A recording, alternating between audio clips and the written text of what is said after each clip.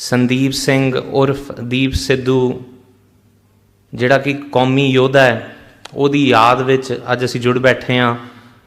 आओ गज वज के उसकी कुर्बानी नूं सलाम करते हुए फतेह बुलाइए। वाहिगुरू जी का खालसा, वाहिगुरू जी की फतेह। अज जिस शख्स बारे असीं गल कर रहे हाँ, जे उस शख्स दे अकीदे बारे जिस संदर्भ विच वो गल करदा सी उस दे बारे गल ना करिए तो मेरे ख्याल ये श्रद्धांजलि अधूरी है। भाई गुरदास जी ने लिखा है, मुर्दा होए मुरीद सोए को विरला गुरगोर समावै। बड़े घट ने हैण विरले नाही घने फैल फकड़ संसार। बड़े घट लोग ने जिन्होंने गुरु की गोर नसीब हुंदी है। 40 मुक्ते ने बिदावा लिख के जाते ने, पर गुरु की गोर उन्हों की नसीब विच सी। अज असी सारे उन्होंने अरदास विच 2 वक्त ही याद करते हैं। दीप सिद्धू दियां गल्लां दे विच तुसी उहदे जिन्ने मर्जी तुसी उहदे लैक्चर सुनो, उन्हां सारे लैक्चरां दा जदों तुसी निचोड़ कड्डोगे तो वो 3 अहम गल्लां बारे गल करदा हुंदा सी। पहली सी वो गल करदा कि साडे उत्ते पिछले 170 सालां दी इस वक्ती गुलामी, जदों दा 1851 चों साडा राज खुसिया, वो 170 सालां दी मानसिक गुलामी जिहड़ी साडे उत्ते घर कर गई है। पहली गल वो ये करदा सी मानसिक गुलामी दी। हुण मानसिक गुलामी की है? Self doubt. अज साडे नाल कुछ माड़ा हुंदा है, असीं सब तो पहलां अपनी गलती कढदे हां जी। संत जरनैल सिंह खालसा पिंडरां वाले दरबार साहब च सी तां अकाल तख्त साहब ढा दिता, वो फिर 53 गुरुद्वारियां नूं किहड़े खाते पाओगे? वो जी इंदिरा गांधी मार दी सी, झटका दी सी जी, तां जेनोसाइड हो गया।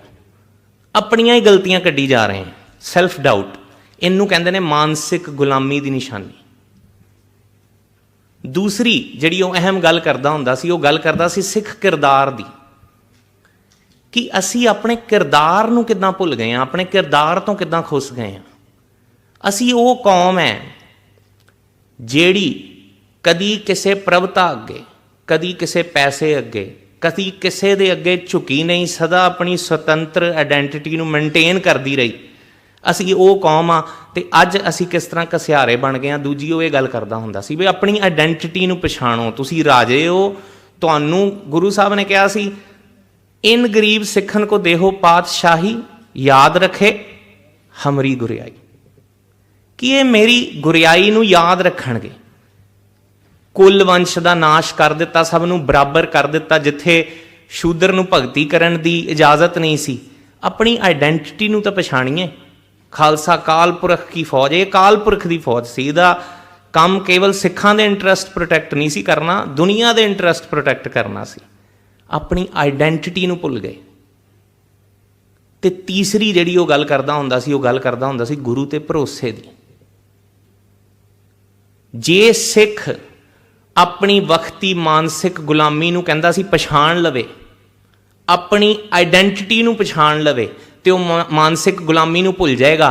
तो जे गुरु ते निश्चा रखेगा तो फिर की होएगा?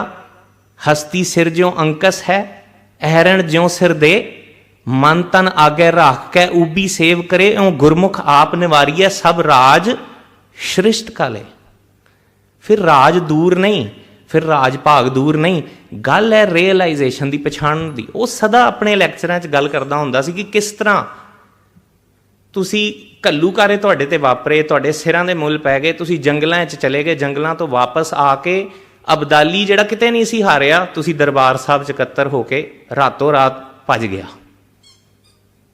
तुहाडी आइडेंटिटी इदां दी सी, तुहाडे च रूह इदां दी सी, ते फिर तुसी जम जम राज कीता। ये गुरु की किरपा ही है ना कि बंदा सिंह बहादुर 13 तीर ते 5 ਸਿੰਘਾਂ की अगवाई च दे के धोरिया होवे ते राज पाग स्थापित कर जाए, उन्हां दी हिक दे उत्ते राज करे। ये दीप सिद्धू जिहड़ियां सानूं गल्लां समझाना चाहुंदा सी या जिहड़ियां गल्लां वो करदा सी, अज उहदा जाना तां साडा उहनूं श्रद्धांजलि देना सफल ताइयों है जे असी उहदियां इन्हां गल्लां नूं समझीए। वो इतिहास पढ़दा सी, ਉਹ ਬੁੱਧੀਜੀਵੀਆਂ ਨਾਲ ਵੀ ਗੱਲ ਕਰਦਾ ਸੀ। ਤੇ ਮੈਂ ਇੱਕ ਗੱਲ ਤੁਹਾਨੂੰ ਇਹ ਜ਼ਰੂਰ ਦੱਸ ਸਕਦਾ ਵੀ ਉਹਦੇ ਪਲਾਨ ਜਿਹੜੇ ਸਨ ਨਾ ਉਹ ਬੜੇ ਵੱਡੇ ਸਨ, ਮਾਫ ਕਰਿਓ, ਬੜੇ ਵੱਡੇ ਪਲਾਨ ਸਨ। ਉਹ ਸ਼ਾਰਟ ਟਰਮ ਨਹੀਂ ਸੀ ਸੋਚਦਾ। ਜਦੋਂ ਕਿਸਾਨੀ ਸੰਘਰਸ਼ 'ਚ ਉਹਦਾ ਚਿਹਰਾ ਉਭਰਿਆ ਤੇ ਅਕਸਰ ਉਹਦੇ ਨਾਲ ਕਈ ਵਾਰੀ ਗੱਲਬਾਤ ਹੋਣੀ ਤੇ ਉਹਨੇ ਇਹ ਗੱਲ ਕਹਿਣੀ ਵੀ ਕਹਿੰਦਾ ਵੀ ਮੇਰਾ ਜਿਹੜਾ ਮਕਸਦ ਹੈ ਨਾ, ਮੇਰਾ ਮਕਸਦ ਆਪਣੇ ਲਈ ਕੁਝ ਹਾਸਲ ਕਰਨਾ ਨਹੀਂ ਹੈ। ਕਹਿੰਦਾ ਵੀਰ ਜੀ ਮੇਰਾ ਜਿਹੜਾ ਮਕਸਦ ਹੈ ਉਹ ਇਹ ਹੈ ਕਿ ਮੇਰੀ ਆਵਾਮ ਜਿਹੜੀ ਹੈ ਨਾ ਉਹ ਜਾਗ ਜਾਵੇ, ਉਹ ਮਸਲੇ ਨੂੰ ਸਮਝ ਜਾਵੇ। ਤੁਸੀਂ ਅਕਸਰ ਉਹਦੇ ਲੈਕਚਰਾਂ 'ਚ ਗੱਲ ਸੁਣੋਗੇ, ਉਹ ਗੱਲ ਕਹਿੰਦਾ ਹੈ ਇਹ ਕਿਸਾਨੀ ਸੰਘਰਸ਼ ਇਹ MSP ਤੱਕ ਸੀਮਤ ਨਹੀਂ ਹੈ, 3 ਕਾਨੂੰਨਾਂ ਤੱਕ ਸੀਮਤ ਨਹੀਂ ਹੈ, ਇਹ ਗੱਲ ਫਸਲਾਂ ਦੀ ਨਹੀਂ ਹੈ, ਇਹ ਗੱਲ ਨਸਲਾਂ ਦੀ ਹੈ। ਉਹ ਕਹਿੰਦਾ ਸੀ ਇਹ ਗੱਲ ਸਾਡੀ ਆਈਡੈਂਟਿਟੀ ਦੀ ਹੈ ਜਿਹਨੂੰ ਬਾਰ-ਬਾਰ ਦਿੱਲੀ ਅਟੈਕ ਕਰਦੀ ਹੈ। ਉਹ ਇਸ ਗੱਲ 'ਤੇ ਸਾਨੂੰ ਲਿਆਉਣਾ ਚਾਹੁੰਦਾ ਸੀ। ਉਹ ਗੱਲ ਪਾਤਸ਼ਾਹੀ ਦਾਅਵੇ ਦੀ ਕਰਦਾ ਸੀ, ਸਿੱਖ ਸੈਲਫ ਡਿਟਰਮੀਨੇਸ਼ਨ ਦੀ ਕਰਦਾ ਸੀ, ਖੁਦ ਮੁਖਤਿਆਰੀ ਦੀ ਕਰਦਾ ਸੀ।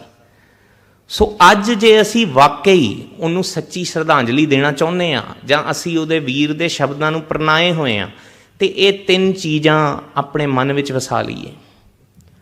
ਅਖੀਰ ਤੇ ਤੁਸੀਂ ਸਾਰੇ ਦੇਖੋ, ਅਸੀਂ ਉਹਦੀ ਗੱਲ ਕਰ ਸਕਦੇ ਹਾਂ ਪਰ ਤੁਸੀਂ ਉਹਦੇ ਵਿਚਾਰ ਸੁਣੋ। YouTube ਤੇ ਭਰਿਆ ਪਿਆ। ਇਸ ਤੋਂ ਪਹਿਲਾਂ ਸਰਕਾਰਾਂ ਡਿਲੀਟ ਵੀ ਕਰ ਦੇਣ, ਮੈਂ ਬੇਨਤੀ ਕਰਦਾ ਜਿਹੜੇ ਟੈਕਨੀਕਲ ਲੋਕ ਨੇ ਡਾਊਨਲੋਡ ਕਰ ਲਓ ਇਹ ਸਾਰੀਆਂ ਚੀਜ਼ਾਂ, ਕਿਉਂਕਿ ਆਉਣ ਵਾਲੀਆਂ ਨਸਲਾਂ ਨੂੰ ਸਾਨੂੰ ਸੁਣਾਉਣ ਦੇ ਵਿੱਚ ਸਹਾਈ ਹੋਣਗੀਆਂ। ਜਿਹੜੀ 2-3 ਵਿਲੱਖਣਤਾਵਾਂ ਜਿਹੜੀਆਂ ਆਮ ਤੌਰ 'ਤੇ ਲੀਡਰਸ਼ਿਪ 'ਚ ਨਹੀਂ ਦੇਖੀਆਂ ਗਈਆਂ ਉਹ ਦੀਪ ਸਿੱਧੂ 'ਚ ਦਿਖਦੀਆਂ ਸਨ। ਉਹਦੇ ਵਿੱਚ ਇੱਕ ਪਹਿਲੀ ਗੱਲ ਸੀ ਕਿ ਉਹ ਆਪਣੀ ਹਉਮੈ ਤੋਂ ਨਹੀਂ ਸੀ ਬੋਲਦਾ, ਆਪਣੇ ਹੰਕਾਰ ਤੋਂ ਨਹੀਂ ਸੀ ਬੋਲਦਾ, ਕਿਉਂਕਿ ਉਹ ਨਿੱਜ ਲਈ ਸੀ ਨਹੀਂ ਲੜ ਰਿਹਾ, ਉਹ ਕੌਮ ਲਈ ਸੀ ਲੜ ਰਿਹਾ ਸੀ। ਤਾਈਓ ਉਹਦੀਆਂ ਗੱਲਾਂ ਤੁਹਾਨੂੰ ਟੁੰਬਦੀਆਂ ਨੇ, ਤਾਈਓ ਉਹਦੀਆਂ ਗੱਲਾਂ ਤੁਹਾਡੇ ਦਿਲ ਨੂੰ ਛੂੰਹਦੀਆਂ ਨੇ। ਤੇ ਦੂਸਰੀ ਗੱਲ ਇਹ ਸੀ ਵੀ ਜਿਹੜੇ ਸੈਗਮੈਂਟ ਵਿੱਚ ਸਾਡੀ ਕਮਿਊਨਿਟੀ ਦੇ ਮੈਂ ਨਹੀਂ ਟੈਪ ਕਰ ਸਕਿਆ, ਤੁਸੀਂ ਨਹੀਂ ਕਰ ਸਕੇ, ਉਸ ਸੈਗਮੈਂਟ ਦੇ ਵਿੱਚ ਉਹ ਟੈਪ ਕਰ ਗਿਆ ਸੀ।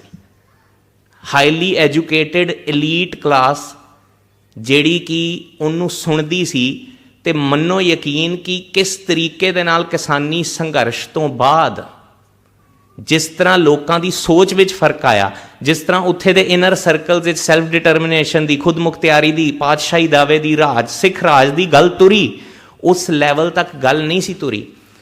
ਉਹਦੇ ਵਿੱਚ ਖੂਬੀ ਸੀ ਚੈਨਲਾਈਜ਼ ਕਰਨ ਦੀ, ਡਾਇਰੈਕਸ਼ਨ ਦੇਣ ਦੀ। ਉਹ ਕਹਿੰਦਾ ਬਾਈ ਜੀ ਜੇ ਕਾਨੂੰਨ ਨੇ ਇਹ ਕਾਨੂੰਨ 3 ਵਾਪਸ ਹੋ ਜਾਣਗੇ ਕੀ ਸਾਡਾ ਮਸਲਾ ਇੱਥੇ ਖਤਮ ਹੋ ਜਾਏਗਾ? ਕਹਿੰਦਾ ਕਦੀ ਬੇਦਬੀਆਂ ਲਈ ਧਰਨੇ ਲਾਉਂਦੇ ਆ, ਕਦੀ ਕਿਸੇ ਲਈ ਮੋਰਚਾ ਲਾਉਂਦੇ ਆ, ਕਦੀ ਕਿਸ ਚੀਜ਼ ਲਈ ਮੋਰਚਾ ਲਾਉਂਦੇ ਆ, ਕਦੀ ਕਾਨੂੰਨਾਂ ਲਈ ਮੋਰਚਾ ਲਾਉਂਦੇ ਆ, ਕਦੀ ਹੱਕਾਂ ਲਈ ਮੋਰਚਾ ਲਾਉਂਦੇ ਆ, ਕਦੀ ਕਹਿੰਦੇ ਆ ਸਾਨੂੰ ਜੌਬ ਨਹੀਂ ਮਿਲੀ ਤਾਂ ਮੋਰਚਾ ਲਾਉਂਦੇ ਆ। ਕਿੰਨੇ ਮੋਰਚੇ ਪੰਜਾਬ ਤੇ ਸਿੱਖ ਲਾ ਰਿਹਾ ਵੱਖ-ਵੱਖ ਪੱਧਰ ਤੇ। ਕਹਿੰਦਾ ਕਦੀ ਇਹ ਸੋਚਿਆ ਵੀ ਇਹ ਮੋਰਚੇ ਸਾਡੇ ਪੇਸ਼ ਕਿਉਂ ਨੇ? ਇਹ ਸੋਚੋ ਇਹ ਮੋਰਚੇ ਪੇਸ਼ ਕਿਉਂ ਨੇ? ਤੇ ਇੱਕ ਜਿਹੜੀ ਬੜੀ ਇੱਕ ਮਹਿਜ਼ ਕੀਮਤੀ ਗੱਲ ਸਮਝਣ ਵਾਲੀ ਹੈ ਉਹ ਇਹ ਹੈ ਕਿ ਸੜਕ ਤੇ ਪਏ ਰੋੜੇ ਨੂੰ ਕੋਈ ਖਤਰਾ ਨਹੀਂ ਹੈ, ਕੋਈ ਖਤਰਾ ਨਹੀਂ ਹੈ। ਪਿਆ ਹੋਵੇ ਕੱਲ ਵੀ ਉੱਥੇ ਹੀ ਮਿਲੇਗਾ ਜਿੱਥੇ ਪਰਸੋਂ ਪਿਆ ਸੀ, ਪਰ ਸੜਕ ਤੇ ਪਿਆ ਹੀਰਾ ਹੋਏਗਾ ਨਾ ਉਸ ਨੂੰ ਖਤਰਾ ਹੈ। ਤੇ ਅੱਜ ਜੇ ਤੁਹਾਡੀ ਕੌਮ ਨੂੰ ਖਤਰਾ ਹੈ ਤੇ ਉਹ ਇਸੇ ਕਰਕੇ ਤੁਹਾਡੀ ਕੌਮ ਨੂੰ ਖਤਰਾ ਹੈ ਕਿਉਂਕਿ ਤੁਸੀਂ ਬੇਹੱਦ ਕੀਮਤੀ ਹੋ। ਤੁਹਾਡੇ ਗੁਰੂ ਸਾਹਿਬ ਤੇ ਕਿਉਂ ਹਮਲੇ ਹੋ ਰਹੇ ਨੇ? ਕਿਉਂ ਗੁਰੂ ਸਾਹਿਬ ਦੀ ਜਿਹੜੀ ਬੇਹਰਮਤੀ ਹੋ ਰਹੀ ਹੈ ਉਹ ਕਿਉਂ ਹੋ ਰਹੀ ਹੈ? ਇਹ ਮੈਂ ਨਹੀਂ ਕਹਿ ਰਿਹਾ, ਇਹ ਅਮਰੀਕਾ ਦੀ ਜਿਹੜੀ ਫਰਮ ਹੈ ਉਹਨੇ ਇਹ ਗੱਲ ਕਨਫਰਮ ਕੀਤੀ ਹੈ, ਉਹਦੀ ਰਿਸਰਚ ਨੇ, ਕਿ ਜੇ ਕੋਈ ਧਰਮ ਸਭ ਤੋਂ ਜ਼ਿਆਦਾ ਆਪਣੇ ਇਸ਼ਟ ਆਪਣੇ ਗੁਰਧਾਮ ਦੇ ਨਾਲ ਅੱਜ ਵੀ ਜੁੜਿਆ ਹੋਇਆ ਤੇ ਉਹ ਸਿੱਖ ਧਰਮ ਹੈ ਬਹੁਤ ਪਾਪੂਲੇਸ਼ਨ ਵਿੱਚ। ਤਾਈਓ ਅੱਜ ਬੇਹਰਮਤੀਆਂ ਤੁਹਾਡੀਆਂ ਹੋ ਰਹੀਆਂ ਨੇ। ਤੇ ਅਸੀਂ ਆਪਣੀ ਕੀਮਤ ਨਹੀਂ ਪਛਾਣ ਰਹੇ ਪਰ ਜਰਮਾਨਾ ਸਾਡੀ ਕੀਮਤ ਪਛਾਣਦਾ, ਤਾਈਓ ਇਹ ਪੇਸ਼ ਨੇ ਸਾਡੇ। ਪਰ ਉਹ ਇੱਕ ਗੱਲ ਕਹਿੰਦਾ ਸੀ ਵੀ ਇਹਨੂੰ ਸਮਝਣ ਦੀ ਕੋਸ਼ਿਸ਼ ਕਰੋ ਵੀ ਇਹ ਸਭ ਕੁਝ ਆ ਕਿੱਥੋਂ ਰਿਹਾ, ਇਹ ਆ ਇਸੇ ਲਈ ਰਿਹਾ, ਇਹ ਹੋ ਤੁਹਾਡੇ ਨਾਲ ਇਸੇ ਲਈ ਰਿਹਾ, ਔਰ ਇਹ ਹੁੰਦਾ ਰਹਿਣਾ ਜਦ ਤੱਕ ਤੁਹਾਡਾ ਆਪ ਦਾ ਖਿੱਤਾ ਨਹੀਂ ਬਣਦਾ, ਜਦ ਤੱਕ ਤੁਸੀਂ ਆਪ ਦੀਆਂ ਪ੍ਰੋਬਲਮਸ ਨੂੰ ਸਮਝ ਨਹੀਂ ਲੈਂਦੇ, ਜਦ ਤੱਕ ਤੁਸੀਂ ਆਪਣੀ ਐਨਰਜੀਆਂ ਨੂੰ ਚੈਨਲਾਈਜ਼ ਨਹੀਂ ਕਰ ਲੈਂਦੇ। ਤੇ ਉਹਦੇ ਅਖੀਰਲੇ 2 ਲੈਕਚਰਾਂ ਦੇ ਵਿੱਚ ਜਿਹਦੇ ਵਿੱਚ ਉਹਨੇ 2 ਬੜੀਆਂ ਬਹਿਜ ਕੀਮਤੀ ਗੱਲਾਂ ਕੀਤੀਆਂ। ਇੱਕ ਗੱਲ ਤਾਂ ਉਹ ਆਪ ਨਿਭਾ ਗਿਆ ਤੇ ਦੂਜੀ ਗੱਲ ਕਰਦਾ ਹੋਇਆ ਚਲਾ ਗਿਆ। ਪਹਿਲੀ ਗੱਲ ਸੀ ਉਸਦੀ ਕਿ ਜਿਹੜੀ ਕੌਮ ਹੈ,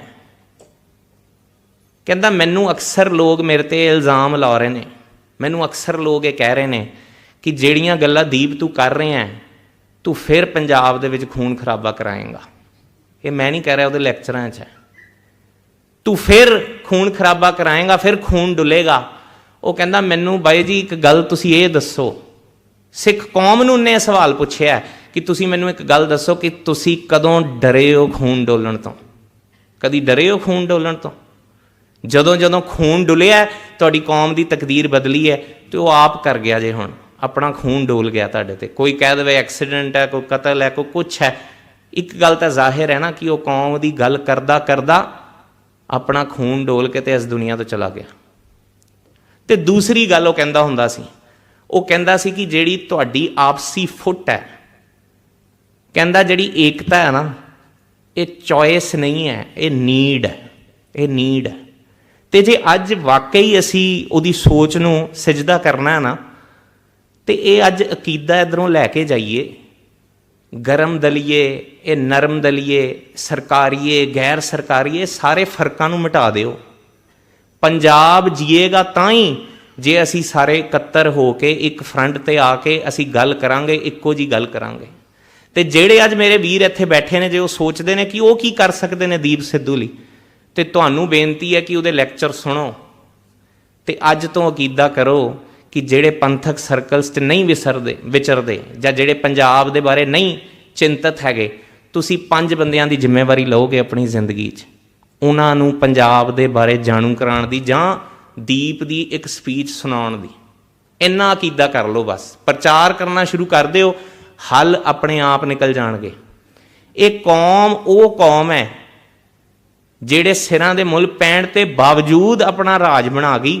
ਅੱਜ ਤਾਂ ਰਾਜ ਸਿਰਫ ਖੁੱਸਿਆਂ ਸਿਰਫ 150 ਸਾਲ ਹੋਇਆ, ਕੋਈ ਬਹੁਤਾ ਲੰਮਾ ਸਮਾਂ ਨਹੀਂ ਹੋਇਆ, 150 ਸਾਲ। ਪ੍ਰੋਬਲਮ ਇਹੀ ਹੈ, ਸਾਡੀ ਮਾਨਸਿਕ ਗੁਲਾਮੀ ਇਸ ਕਦਰ ਹੋ ਗਈ ਹੈ ਕਿ ਸਾਡੇ ਮਾਨਸਿਕਤਾ ਵਿੱਚੋਂ ਸਾਡੀ ਰਾਜ ਦਾ ਅਕਸ ਹੀ ਖਤਮ ਹੋ ਗਿਆ। ਸਭ ਤੋਂ ਵੱਡੀ ਮਾਨਸਿਕ ਗੁਲਾਮੀ ਇਹ ਹੈ। ਅੱਜ ਸਾਨੂੰ ਲੱਗਦਾ ਖਾਲਿਸਤਾਨ ਦੀ ਗੱਲ ਕਰਾਂਗੇ, ਖੁਦ ਮੁਖਤਿਆਰੀ ਦੀ ਗੱਲ ਕਰਾਂਗੇ, ਡਿਟਰਮੀਨੇਸ਼ਨ ਦੀ ਗੱਲ ਕਰਾਂਗੇ, ਪਤਾ ਨਹੀਂ ਕਿੱਡੇ ਕੁ ਵੱਡੇ ਅੱਤਵਾਦੀ ਬਣ ਜਾਵਾਂਗੇ, ਪਤਾ ਨਹੀਂ ਕਿੱਡੇ ਕੁ ਵੱਡੇ, ਜਦ ਕਿ ਸਾਰੀ ਦੁਨੀਆ ਕਰਦੀ ਪਈ ਹੈ ਗੱਲ ਆਪਣੇ ਰਾਜ ਦੀ। ਕਿਊਬੈਕ ਕਰ ਰਿਹਾ ਹੈ, ਕੈਟਲੋਨੀਆ ਕਰ ਰਿਹਾ, ਸਾਰੇ ਕਰ ਰਹੇ ਨੇ ਕਿ ਉਹ ਅੱਤਵਾਦੀ ਬਣ ਗਏ ਨੇ। ਇਹ ਇੰਡੀਆ ਦਾ ਨੈਰੇਟਿਵ ਹੈ ਜਿਹੜਾ ਸਾਡੇ ਦਿਮਾਗ ਦੇ ਵਿੱਚ ਪੈ ਗਿਆ। ਸੋ ਅੰਤ ਤੇ ਮੇਰੀ ਬੇਨਤੀ ਸਿਰਫ ਇਹੀ ਹੈ, ਆਪਣੀ ਮਾਨਸਿਕ ਗੁਲਾਮੀ ਨੂੰ ਪਛਾਣਦੇ ਹੋਏ ਆਪਣੇ ਕਿਰਦਾਰ ਨੂੰ ਪਛਾਣੀਏ, ਮਾਨਸਿਕ ਗੁਲਾਮੀ ਨੂੰ ਦੂਰ ਕਰੀਏ ਤੇ ਗੁਰੂ ਤੇ ਨਿਸ਼ਚਾ ਰੱਖ, ਗੁਰੂ ਤੇ ਭਰੋਸਾ ਰੱਖ, ਆਪਣੇ ਅਕੀਦਿਆਂ ਵੱਲ ਵਧੀਏ। ਇਹਦੇ ਵਿੱਚ ਹੀ ਸਿੱਖ ਕੌਮ ਦੀ ਵੀ ਭਲਾਈ ਹੈ ਤੇ ਪੰਜਾਬ ਦੀ ਵੀ ਭਲਾਈ ਹੈ। ਤੇ ਅਖੀਰਲੀ ਗੱਲ ਕਰਕੇ ਮੈਂ ਆਪਣੇ ਆਪ ਨੂੰ ਸੰਕੋਚਣਾ ਕਿ ਸਿੱਖ ਨੇ ਰਾਜ ਕਿਉਂ ਕਰਨਾ ਹੈ? ਇਹ ਜਿਹੜਾ ਪਾਤਸ਼ਾਹੀ ਦਾਵਾ ਹੈ, ਇਹ ਤੁਹਾਨੂੰ ਮਿਲਿਆ ਕਿਉਂ ਹੈ? ਇਹਦੇ ਬਾਰੇ ਜਰਾ ਸੋਚੀਏ। ਅਕਸਰ ਇਹ ਗੱਲ ਆ ਜਾਂਦੀ ਹੈ ਕਿ ਗੁਰੂ ਗ੍ਰੰਥ ਸਾਹਿਬ ਮਹਾਰਾਜ ਦੇ ਵਿੱਚ ਲਿਖਿਆ ਹੈ, ਰਾਜ ਨਾ ਚਾਹੂੰ ਮੁਕਤ ਨਾ ਚਾਹੂੰ ਮਨ ਪ੍ਰੀਤ ਚਰਨ ਕਮਲਾਰੇ। ਉਹ ਕਹਿੰਦੇ ਰਾਜ ਦੀ ਤਾਂ ਗੱਲ ਕੀਤੀ ਨਹੀਂ, ਉਹ ਤਾਂ ਗੱਲ ਕੀਤੀ ਹੈ ਕਿ ਨਹੀਂ ਰਾਜ ਤਾਂ ਕਰਨਾ ਹੀ ਨਹੀਂ। ਜਿੱਥੇ ਇੱਕ ਸਿੱਖ ਦੀ ਗੱਲ ਹੈ, ਜਿੱਥੇ ਇੱਕ ਸ਼ਖਸ ਦੀ ਗੱਲ ਹੈ, ਜਿੱਥੇ ਇੱਕ ਵਿਅਕਤੀ ਦੀ ਹਉਮੈ ਦੀ ਗੱਲ ਹੈ, ਉੱਥੇ ਗੁਰੂ ਸਾਹਿਬ ਦਾ ਉਪਦੇਸ਼ ਹੈ, ਰਾਜ ਨਾ ਚਾਹੂੰ ਮੁਕਤ ਨਾ ਚਾਹੂੰ ਮਨ ਪ੍ਰੀਤ ਚਰਨ ਕਮਲਾਰੇ। ਸਿੱਖ ਨੇ ਰਾਜ ਆਪਣੇ ਲਈ ਨਹੀਂ ਕਰਨਾ। ਸਿੱਖ ਅਕਾਲ ਪੁਰਖ ਦੀ ਫੌਜ ਹੈ, ਇਹਨੇ ਰਾਜ ਲੋਕਾਂ ਲਈ ਕਰਨਾ ਹੈ। ਇਹਦੇ ਰਾਜ ਦਾ ਕਨਸੈਪਟ ਕੀ ਹੈ? ਸਭ ਸੁਖਾਲੀ ਬੁੱਠੀਆਂ ਇਹ ਹੋਆ ਹਲੀਮੀ ਰਾਜ ਜੀਓ। ਸਿੱਖ ਦਾ ਕਨਸੈਪਟ ਰਾਜ ਦਾ ਇਹ ਹੈ। ਸਿੱਖ ਨੇ ਸਿੱਖ ਕੌਮ ਲਈ ਰਾਜ ਨਹੀਂ ਕਰਨਾ। ਜਦੋਂ ਸਿੱਖ ਕੌਮ ਨੇ ਰਾਜ ਕੀਤਾ ਸੀ, ਬੰਦਾ ਸਿੰਘ ਬਹਾਦਰ ਨੇ ਰਾਜ ਕੀਤਾ ਸੀ ਮਹਿਜ਼ 10-15 ਸਾਲ ਤੱਕ, ਕੀ ਹੋਇਆ ਸੀ? ਜਿਹੜੇ ਲੋਕ ਜ਼ਮੀਨਾਂ ਵਾਹੁੰਦੇ ਸਨ ਉਹਨਾਂ ਦੇ ਨਾਂ ਤੇ ਪਟੇ ਲਿਖ ਦਿੱਤੇ ਸਨ ਕਿ ਲੋ ਇਹ ਜ਼ਮੀਨਾਂ ਤੁਹਾਡੀਆਂ ਨੇ। ਜ਼ਮੀਨਦਾਰੀ ਸਿਸਟਮ ਖਤਮ, ਜਿਹੜਾ ਜ਼ਮੀਨ ਵਾਹੇਗਾ ਜ਼ਮੀਨ ਉਹਦੀ। ਅੱਜ ਸੋਸ਼ਲਿਸਟ ਕਮਿਊਨਿਸਟ ਬੜੀਆਂ ਆ ਗਈਆਂ ਪਾਲਿਸੀਆਂ, ਹੈ ਕੋਈ ਬੰਦਾ ਸਿੰਘ ਬਹਾਦਰ ਤੋਂ ਵੱਡਾ ਸੋਸ਼ਲਿਸਟ? ਫਿਰ ਗੱਲ ਕਰੀਏ ਮਿਸਲਾਂ ਤੇ ਮਹਾਰਾਜਾ ਰਣਜੀਤ ਸਿੰਘ ਦੇ ਰਾਜ ਦੀ। ਤੁਸੀਂ ਮਹਿਜ਼ ਇੱਕ ਮਾਈਕਰੋ ਮਿਨੋਰਿਟੀ ਹੋ ਉਸ ਰਾਜ ਦੇ ਵਿੱਚ। ਨਾ ਕੋਈ ਦੰਗਾ ਹੋਇਆ ਉਸ ਰਾਜ ਵਿੱਚ, ਨਾ ਕੋਈ ਕਿਸੇ ਨੂੰ ਫਾਂਸੀ ਦੀ ਸਜ਼ਾ ਹੋਈ, ਨਾ ਕਿਸੇ ਔਰਤ ਦੀ ਬਹਿਰਮਤੀ ਹੋਈ। ਇਹ ਕਿਉਂ ਹੈ? ਕਿਉਂਕਿ ਸਿੱਖ ਦਾ ਜਿਹੜਾ ਰਾਜ ਦਾ ਸੁਪਨਾ ਹੈ, ਸਿੱਖ ਤਾਂ ਫਰਕ ਕਰਨਾ ਹੀ ਨਹੀਂ ਜਾਣਦਾ। ਅਵਲ ਅੱਲਾ ਨੂਰ ਪਾਇਆ ਕੁਦਰਤ ਕੇ ਸਭ ਬਣਦੇ, ਏਕ ਨੂਰ ਤੇ ਸਭ ਜਗ ਉਪਜਿਆ ਕੌਣ ਭਲੇ ਕੋ ਮੰਦੇ। ਹਰ ਕੋਈ ਕਹਿੰਦਾ ਮੇਰਾ ਨਾਮ ਜਪੋ, ਮੇਰਾ ਦਿੱਤਾ ਹੋਇਆ ਨਾਮ ਜਪੋ। ਗੁਰੂ ਸਾਹਿਬ ਕਹਿੰਦੇ ਨੇ ਬਲਿਹਾਰੀ ਜਾਓ ਜੇਤੇ ਤੇਰੇ ਨਾਮ।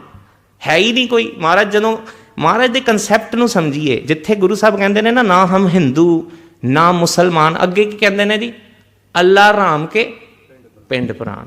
कि जिन्होंने वो मनते ने असी तो उन्होंने पिंड प्राण आ, असी तो उन्होंने आत्मा दे विचों निकली हुई जोत है सिख। सो इस करके एक कंसैप्टां विचों ना जाओ। गुरु साहब ने यह गल क्लीयर कर दी है, शस्त्रन के अधीन है राज, राज बिना नह धर्म चले हैं, धर्म बिना सब दले मले हैं। फिर कोई किसी को राज ना दे हैं, जो ले हैं निज बल से ले हैं। निज बल अपना तैयार करिए, अपने किरदारां नूं पछाणीए। राज असी इसलिए करना है कि उस राज विच कोई भी गुलाम ना होवे, बेशक दी हिंदू है, चाहे मुसलमान है, चाहे सिख है, कोई भी गुलाम ना होवे। सो दीप बाई नूं ये सच्ची श्रद्धांजलि होएगी। सो आओ दीप बाई दी याद दे विच उस वो चढ़दी कला च गल करदा सी, हौमे तो रहत होके गल करदा सी। गल इदां करदा सी जिस तरह मैनूं माफ़ करना कहण देना, जिस तरह गुरु हरकृष्ण पातशाह ने जो किसी के सिर के उत्ते रखिया सी ना कमंडल, तो वह बोल पिया सी सारा उपदेश। इदां लगदा सी कि वह इदां गल कर रहा कि आप नहीं बोल रहा, उहदे चों कोई बुला रहा। वो वाकई इदां गल करदा सी, क्योंकि थोड़ी जी उम्र लई सिर्फ 1.5 साल की पंथक लाइफ है उस शख्स की। एक लग्जूरीअस लाइफ तो कौम की लाइफ च सिर्फ 1.5 साल होया सी आया, पर 1.5 साल च जो कम कर गया उन्होंने जारी रखिए। होर दीप सिद्धू बथेरे होणगे इहो जे गुरु साहब तो अपना जीवन वार के चले गए ने, पर कौम की तकदीर बदले तां उहदा जाना सफल है। सो आओ उस दी याद विच जिहड़ा है वो 5 जकारे छड्ड के उस दी आत्मा की जिहड़ी शांति वास्ते और गुरु साहब नूं ये अरदास करिए कि जिहड़े अकीदे उहदे कोल सन, काश वो साडे कोल आ जाण। बोले सो निहाल,